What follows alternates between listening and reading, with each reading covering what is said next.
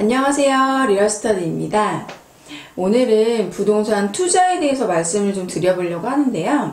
부동산 투자는 뭐 토지, 주택, 상가 이렇게 뭐 다양하게 하실 수가 있는데 그 중에서 초보분들을 대상으로 구분상가 투자를 어떻게 접근해야 되고 어떤 걸 좀 조심하셔야 하는지 이런 거 한번 말씀드려보려고요.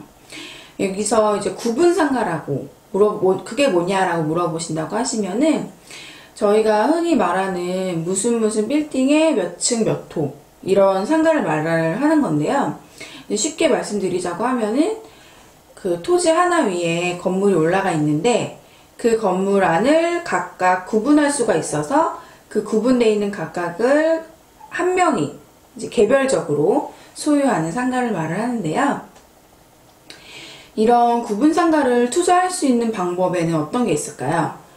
지역이 동일하다는 가정하에, 같은 지역이라는 하에, 첫 번째로 가장 보편적인 게 개인하고 개인들 간의 매매하는 거겠죠.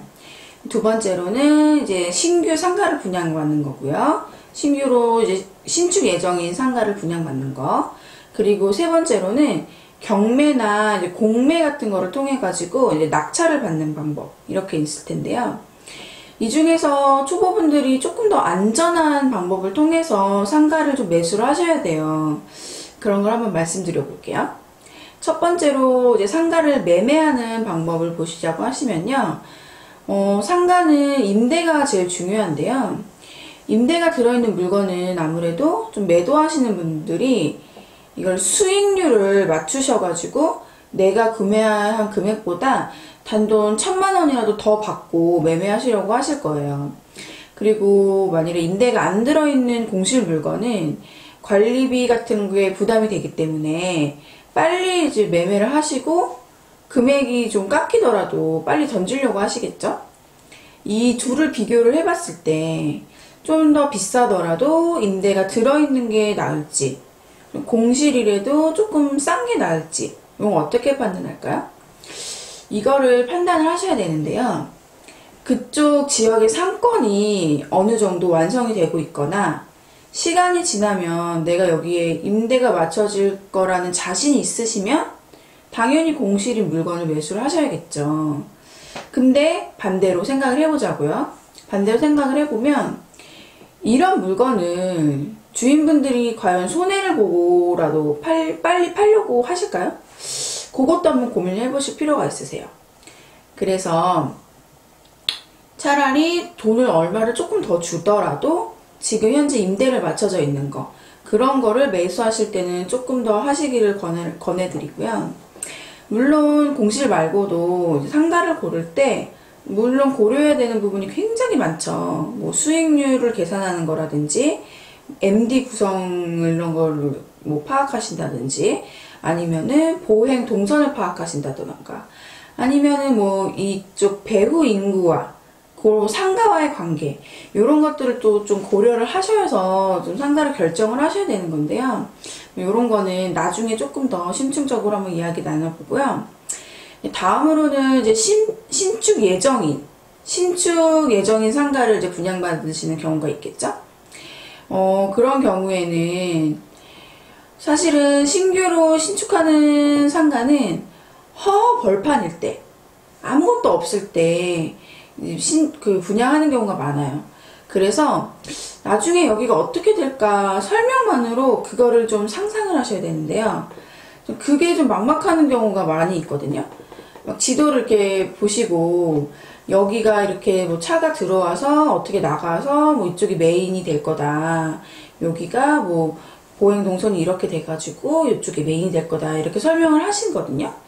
근데 이게 막 기본적인 이제 기반 시설이죠. 도로랑 이런 거밖에 없는 상태에서 건물도 없고 유동인구도 없고 흙먼지 날리는 공사판에서 보행 동선, 뭐 상가의 가시성 이런 거를 사실 개인분들이 판단하기에는 정말 막막하죠.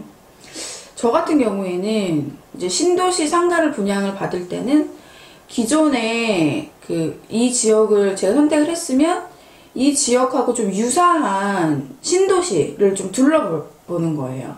둘러봐서 특징을 좀 비교를 해보고 MD 구성들을 좀 살펴보고 여기는 뭐 몇 년 뒤에는 어떤 식으로 변하겠구나 이런 거를 이제 가서 이제 보면서 저 스스로 이제 상상을 해보거든요.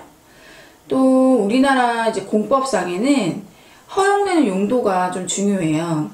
그렇기 때문에 신도시 뭐 상업용지 그리고 뭐 지구단위 계획 이런 거를 조금 미리 확인을 하시고 이쪽은 어떤 시설이 되는 거고 또 이쪽은 어떤 시설을 좀 건정해가지고 임대를 놓을 수 있겠구나 이런 건 좀 알 수 있거든요. 그런 거는 이제 신규 분양하는 신도시를 보시려면 기존에 있는 신도시를 좀 보시면은 대충 어떻게 상권이 형성이 되겠구나 이런 거를 좀 감을 잡으실 수는 있으세요. 이렇게 고민하고 상상을 하다 보면은 어느 정도 형성되는 거를 알아맞힐 수가 있는 거죠. 이런 식으로 상가를 공부를 하셔가지고 신규로 분양받으시는 거는 그렇게 분양받으셨으면 좋을 것 같고요. 다음으로는 이제 경매를 통해서 하는 방법인데요. 사실 경매 공매를 통해서 돈을 버신 분들도 많고 또 그게 좀 이슈가 많이 돼가지고 아마 경매를 해보고 싶어 하시는 분들이 굉장히 많으신데 사실 이게 굉장히 위험한 방법일 수 있거든요. 공부를 아주 많이 하셔야 돼요.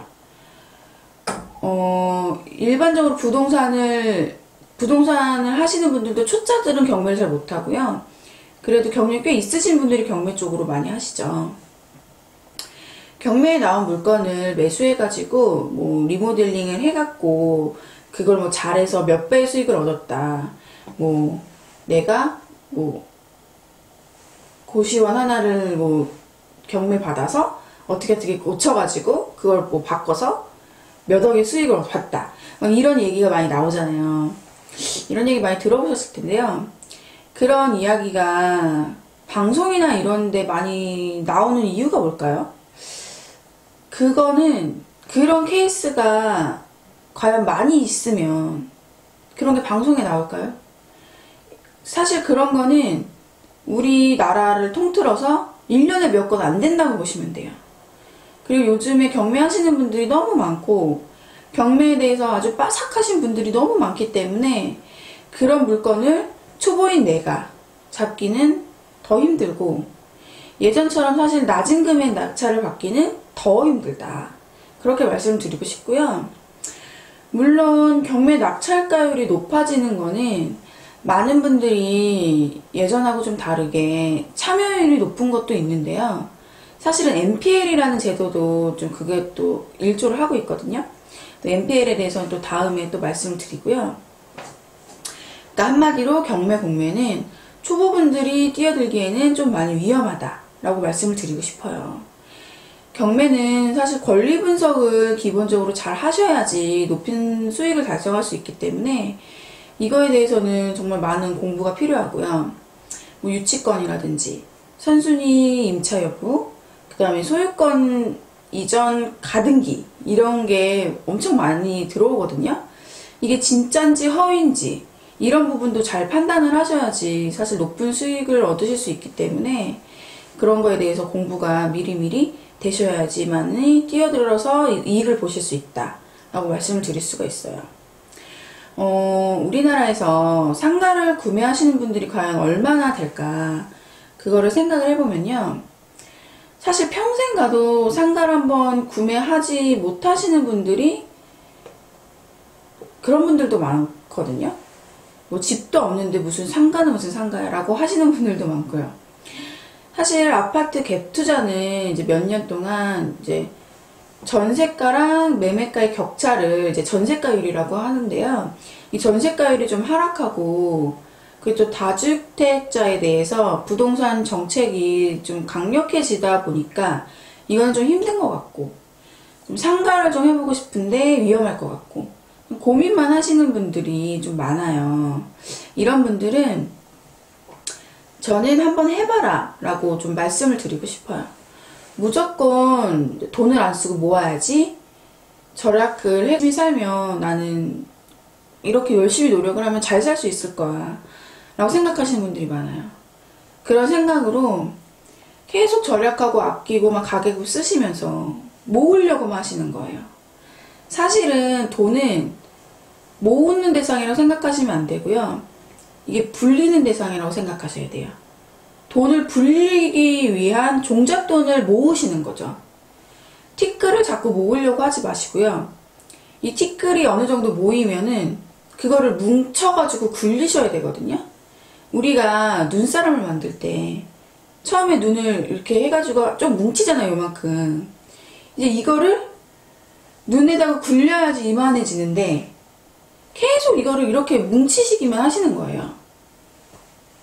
그러니까 이게 나중에는 그게 어떻게 되지가 않는 거거든요. 나는 돈 열심히 모아서 절약해가지고 열심히 모을 거야. 계속 이렇게 생각을 하시는 거죠. 그러면 안 되고요.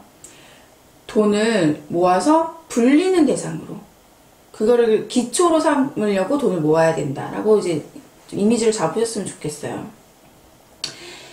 상가를 투자하면은 뭐 엄청 돈이 많이 필요한 거 아니에요? 이렇게 물어보시는 분들이 있으세요.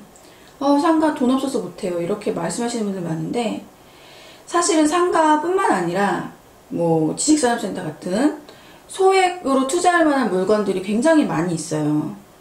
실투자금 5천만 원 정도로 투자해가지고 수익률 잘 나오는 물건들도 은근히 많거든요. 일단은 좀 작은 거부터 시작을 하셔가지고 하나씩 하나씩 투자하시다 보면은 이 물건 보는 눈도 점점 좋아지시는 거거든요. 내가 직접 경험을 해보는 거랑 옆에서 그냥 전해 듣는 거랑은 굉장히 많이 틀려요.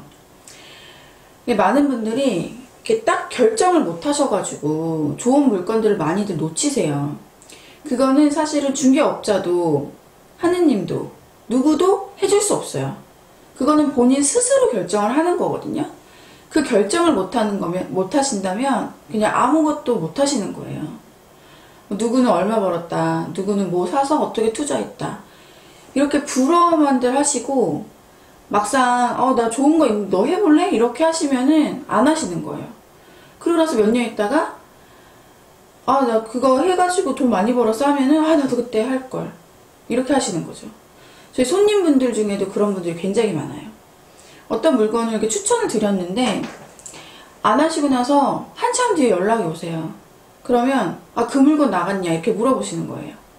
그러면 지금 얼마가 올랐고 현재 뭐 어떻게 임차가 들어갔고 다달이 얼마가 월세가 들어와서 수익률이 어떻다 이렇게 말씀을 드리면 그때 그걸 했어야 되는데 지금은 많이 올랐죠, 이렇게들 아쉬워하시는 거죠.